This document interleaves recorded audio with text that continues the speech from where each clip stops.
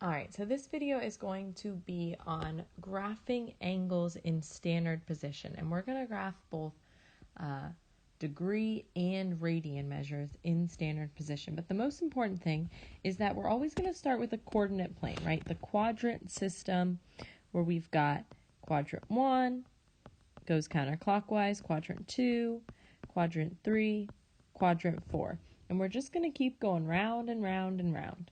Okay, so I'm going to go ahead and label these. You're always going to want to do that. So we're going to start with the fact that this is 0 and 360. And then we go a quarter of a turn, which is 90 degrees. Another quarter turn gives us 180. Then we're at 270, and then that's how we get the 360 as well. And then in radians, we start at 0. A quarter turn is pi over 2. Full turn is pi, then, a full half turn, I guess. So not a full turn, a half turn. 3/4 a turn would be 3 pi over 2, and then back at square 1 would be 2 pi. Now that is just for a single rotation. You can continue to go round and round and round, and we will see that when we start graphing them. But when we are graphing something in standard position, we always start with the initial side, whether it is a negative or positive angle. The initial side is always on the positive x-axis. Okay, the initial side always starts on that positive x-axis.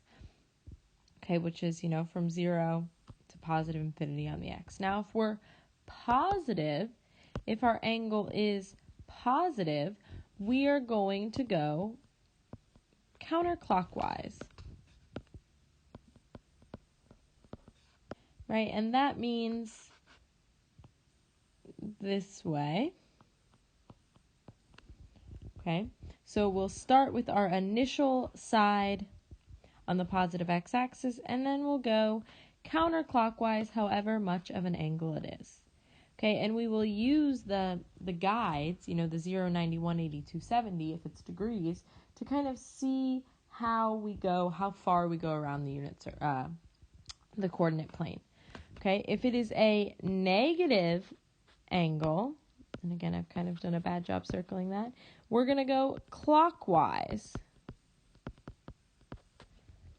Okay, so our initial side, we still start on the positive x-axis, but now we're going to follow, how a clock goes. It's going to look like this.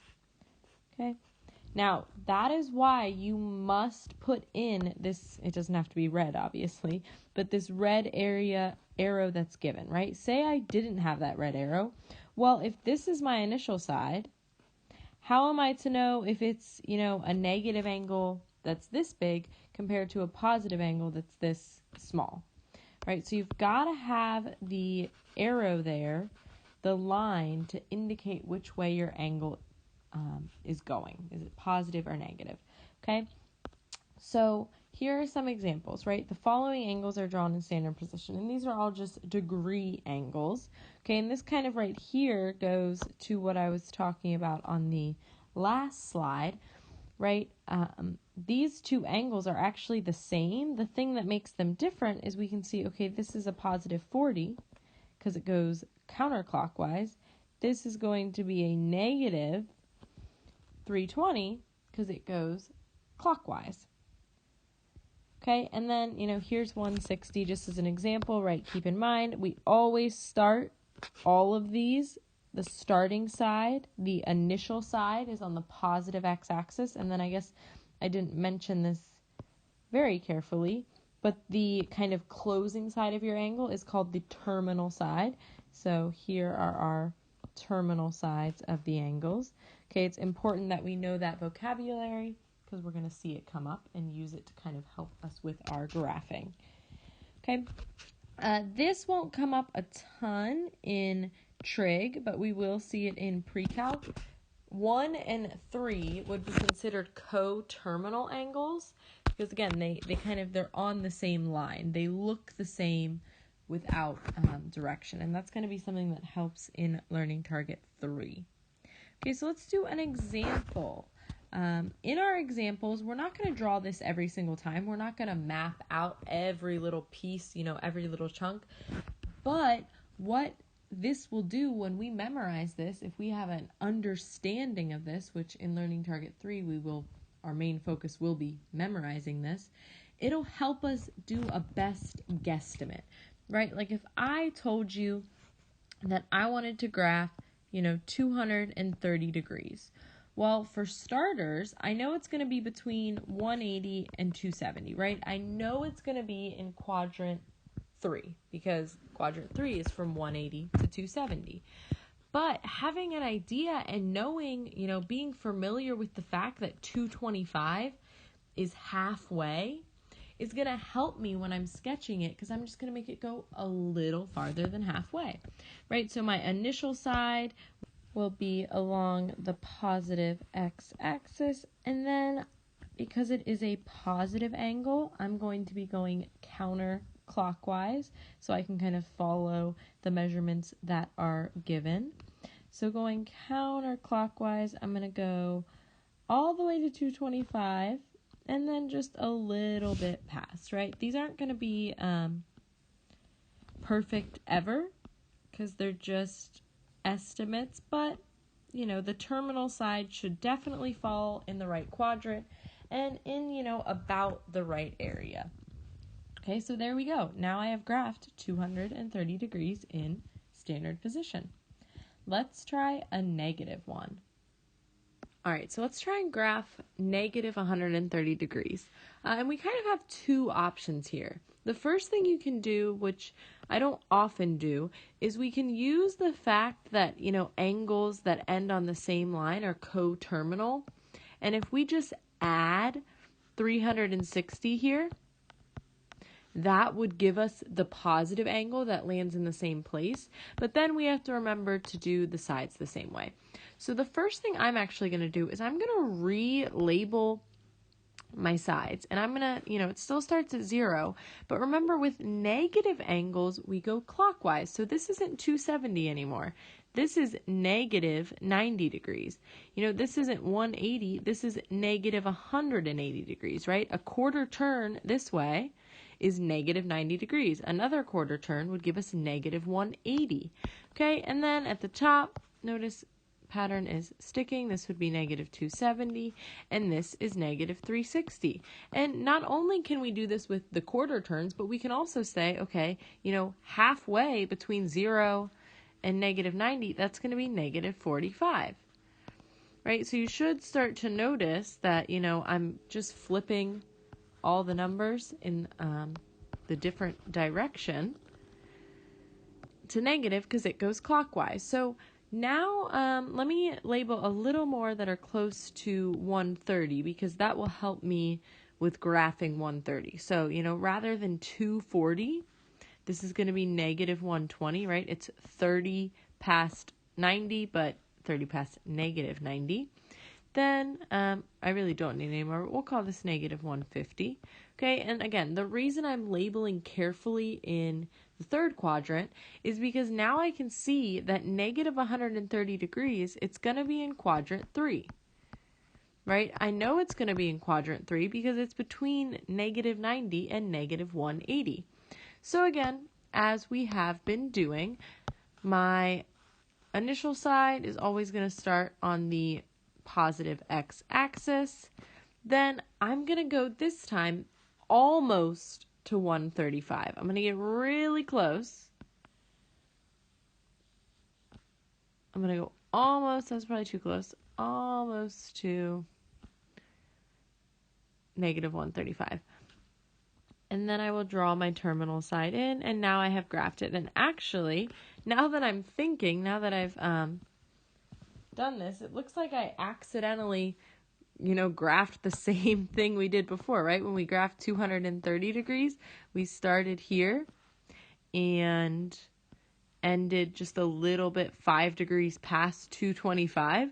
So these are actually, notice again, these are the same angle. They are coterminal, but one of them we can see is positive 230 by the fact that I included this arrow. And the other one we can see is negative 130 by the fact that I included this arrow. So again, we've got to put the line here, the arrow, in the angle to show which direction it goes. All right, let's try one with radians now. All right, so let's say we wanted to graph, 7 pi over 4, right? We're going to start with our initial side here. It is a positive angle, right? So we're going counterclockwise, and we're going to go just to this is kind of on what you will soon find is called the unit circle. It's one of our known values. So I can just put it on this line and call it a day. Okay. This would also be the same, but a little different as if I wanted to graph negative pi over 4, right? Negative pi over 4, the difference would be is that I start here, I still start here, but then I go negative pi over 4 rather than 7 pi over 4. Okay, but things get tricky when, say, I wanted to graph something like, 18 pi over 15. Right? That's a little more difficult to see where it falls, right? In degrees, numbers are numbers. We can compare them easily. But fractions are a little more difficult to compare, right? It's easier to compare fractions when you have everything in the same denominator, right? I don't know if 18 pi over 15 is greater than 5 pi over 4 or less than 5 pi over 4. So how am I supposed to figure out how it goes?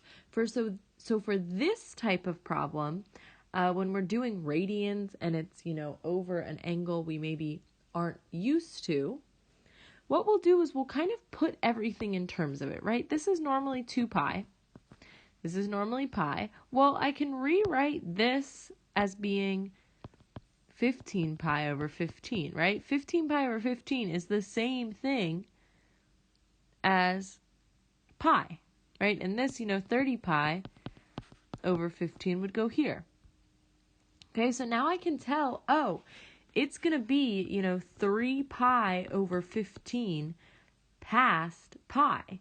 That's where 18 pi over 15 is going to land, right? 18 pi over 15 equals 15 pi over 15, which is right here, plus an additional 3 pi over 15. Now, 3 pi over 15, that can reduce to pi over 5, but we also, let's just compare it. Let's see if we can get a common denominator. And, we don't need to worry about getting an LCD here because we're not trying to solve anything out. So what I can do is, if I do, 15 times 6, whatever, I can write 7 pi over 6 over 90, multiply 7 times 15. So this is 105 pi over 90 would be 7 pi over 6. 3 pi over 15, I would multiply by 6 over 6, and it would become, I guess I should multiply 18. 18 times 6 would be 108. So this is the same thing as 108 pi over 90. And now we can compare the two, right? Now that we know, and I'm just going to try and write it over it, we know that this is 105 pi over 90. Well, if we're trying to plot 109 or 108 pi over 90, we know that it's just a little bit past that pink line now. So we kind of have an idea of where it is. So we start here. Then we're going to go just a hair past. Okay, and again, this is an estimate. But having everything in the same denominator is really what, seals it in for us that we can plot this particular, or effectively. Okay, so let's do some more example without the guidelines, because let's be honest, the expectation is not that you draw this wheel every single time you have to graph something in standard form, right? The expectation is that you have a coordinate plane. Okay, so when it's with degrees, we're going to start off by labeling the sides. So 0, 90, 180, 270, 360. So that's our first step. And then, well, we can see, okay, this is definitely going to be in quadrant 2, right? This is in quadrant 2. And we know it's in quadrant 2, and let me remind you, it goes 1, 2, that's supposed to be a 3, and 4. 1, 2, 3, 4. Okay, we know it's going to be in quadrant 2 because it's between 90 and 180. But then we have to make kind of an educated guess as to where it goes, or placement of it. So notice 177 is just shy of 180. I'm talking like 3 degrees. Now, that might be even too small for the eye to draw, but I'm going to really draw it pretty flipping close to 180. Okay, so my initial side is always the positive x-axis. And then I am going counterclockwise because it's a positive angle. I show the direction theta is going, or my angle's going. And then I'm good. Right? And there are so many, options for success here and for earning credit in terms of placement. Well, maybe not so many, Obviously, it has to be in the right quadrant. But, if you had drawn something like this, sure, credit. If you had drawn something like this, sure, credit. Right? The idea is that the general placement is good, right? Something like this would definitely not fly, right? How is 177 so much closer to 180? And I know it can seem tedious to maybe label and stuff and show where it goes, but that can go a long way to getting partial credit in case you make an accidental, silly mistake. Okay, so now if I look at this one, negative 435 degrees, well, it's an angle in degrees, so let's again start by labeling. The difference is, though, it is negative, so we're going to have to go clockwise with our labeling, right? So we're going to go 0, negative 90, negative 180, negative 270, and negative 360. But then the problem becomes that we can't say, like we did last time, oh, this is in quadrant blank, because we don't have any quadrants that sandwich 435 degrees negative. So we have to keep going. So let's go another quarter turn, right? If we've gone fully around negative 90, negative 180, negative 270, well, now let's go another quarter turn, and that's going to be negative 450. And, we don't need to, but if we went another quarter turn, this would be negative 540. So now we know that this is in quadrant 4, right? And we know it's going to be about 15 degrees away from this. So let's start on the positive x-axis, as we always do. And then we're going to go clockwise. Okay, we go negative 90, negative 180, negative 270, negative 360, and then we go almost to negative 450, right? About 15 degrees away, which honestly, that's probably more like, 20 or 30, but again, it's a best guesstimate, an educated guesstimate, right? And again, on a test or a quiz, you're going to want to label the sides. You can't just throw an angle down there with no justification. Right, so degrees tend to usually be easier for people, but I'm telling you, radians can make just as much sense so long as you make everything comparable. So let's practice some radians.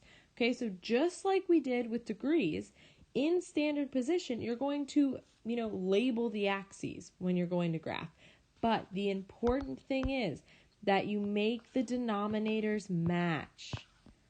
Okay, that's the only way you can make an educated comparison is if you actually know, where the number falls between. Okay? So let's start with negative 25 pi over 18. You may have briefly seen this in class, but I didn't really go over it with most classes. So let's talk about it here. Okay, so I'm going to start by labeling the axes, and there's 2 things I have to do now. I have to label them with radians because this is clearly in radians. There's no degree symbol there, and that's got a pi. I need to do it in radians, and I need to do it clockwise, right? Because this is another negative angle. So we're going to go 0, negative pi over 2, negative pi, negative 3 pi over 2, and negative 2 pi. Okay, but now how am I supposed to decide which quadrant this is in, right? My idea would be, sandwich which quadrant it's in and figure it out. But with everything in different denominators, it's really hard to compare, negative pi and negative 25 pi over 18, or negative 3 pi over 2 and negative 25 pi over 18. So what we're going to do is we want to rewrite negative 2 pi over 18. So we want negative 2 pi to be written over 18.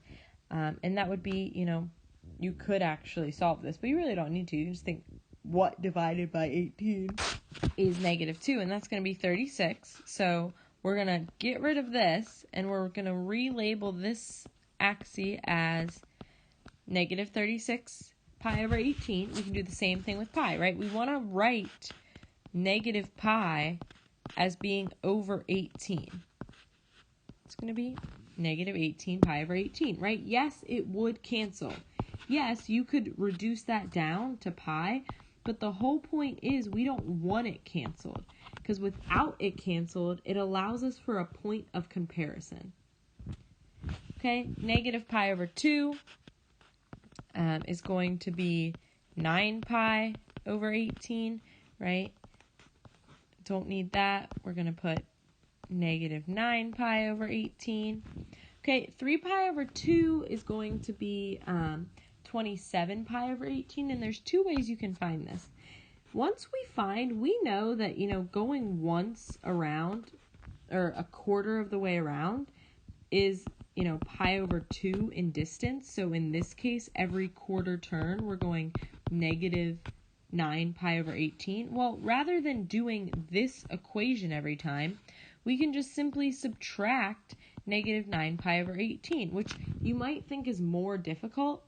But given the fact that they have the same denominators, this is really just like saying negative 18 minus 9. And you kind of can't see my minus anymore. Negative 18 minus 9, oh, that's negative 27. But we have to keep the pi and the denominators. Okay, so now, and I'm going to get rid of this stuff while I talk. Now it should be clear for you to see, oh, this angle here, it's between negative 18 pi over 18 and negative 27 pi over 18, right? Negative 18 and negative 27 house negative 25 between them. So we know that this is going to be in quadrant 2. Okay, so now we've kind of seen, okay, it's going to be there, and we have to determine, between negative 18 and negative 27. Well, clearly it's going to be a little bit, kind of a lot bit, closer to negative 27, right? Negative 25 is much closer to negative 27 than it is to negative 18. So we're going to start with our terminal side on the positive x-axis. Then we are going to go clockwise because it's negative, and we're going to go, technically it'd be 7/9 of the way because we're, negative 18 minus 7, what I'm saying here, but we're just making an educated guess. It's going to end up right about here, and then that is when I draw my terminal side in. Okay, and this one is done. So again, all you have to do when you're graphing a radical to make it just as simple as graphing in degrees is give everything the same denominator. Because once it's the same denominator, you can make an easy comparison. All right, so let's do one more with radicals. 17 pi over 5. All right, so I'm going to start by labeling my sides. And for this method, I'm going to do kind of the quarter turn method. So I'm just going to figure out what pi over 2 is in terms of being over 5, which again, you can cross multiply and solve this, but you can also just do the denominator divided by 2. 5 divided by 2 is 2.5. So these fractions are equivalent. And I know that every quarter of a turn I make, and again, we're going counterclockwise this time because it's a positive angle. Every quarter of a turn I make, I'm adding 5 pi over 2. Okay, so, or why did I say that? I'm adding 2.5 5 pi over 5 every time I make a quarter turn. And again, it looks confusing because it's a fraction and it's got pi, but the pi over 5 part, that stays consistent every time. We're really just adding 2.5. Okay, that's how fractions work with common denominators, which is why we want to make it a common denominator. Because now, if I go another 2.5 pi over 5, really all I have to think is what's 2.5 plus 2.5. So it's going to be 5. So we have 5 pi over 5, which makes sense because that's pi. Then I add another 2.5 pi over 5. All I have to ask myself is what's 5 plus 2.5? 7.5. So 7.5 pi over 5. I go another 2.5 pi over 5. That's going to be 10 pi over 5, which again makes sense because it's 2 pi. That's not enough, right? Again, I don't have a quadrant that I can sandwich 17 in, right? 17 is not between any of these. So I have to keep going. Oops.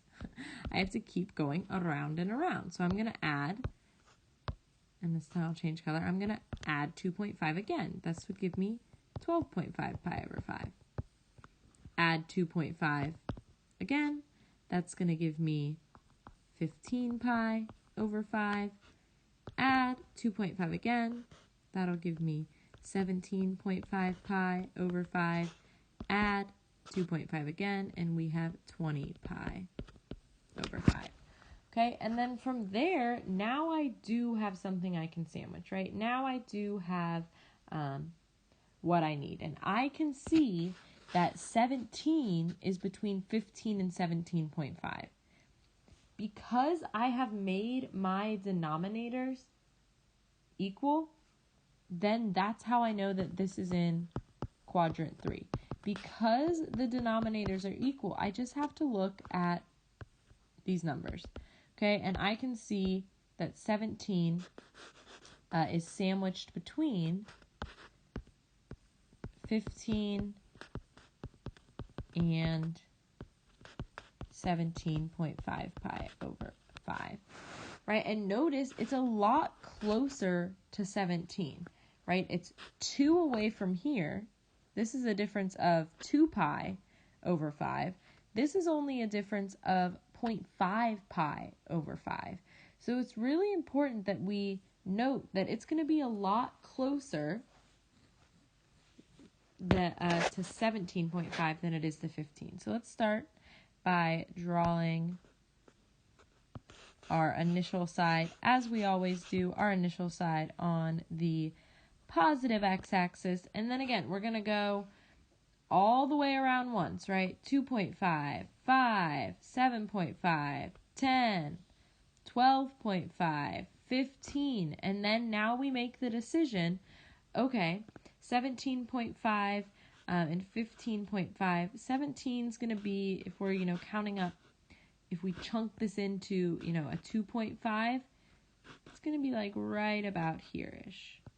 So we'll go here. Again, we're making educated guesses here. It's obviously not halfway in between. Honestly, this is probably a pretty bad educated guess. It's probably more like this.